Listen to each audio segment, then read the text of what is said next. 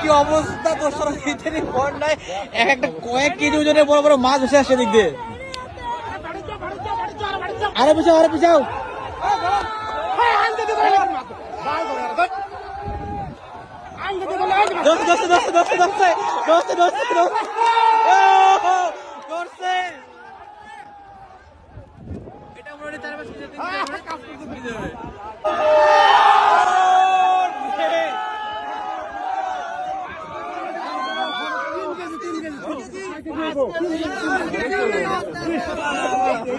এই মাছটাকে বিক্রি করবে বিক্রি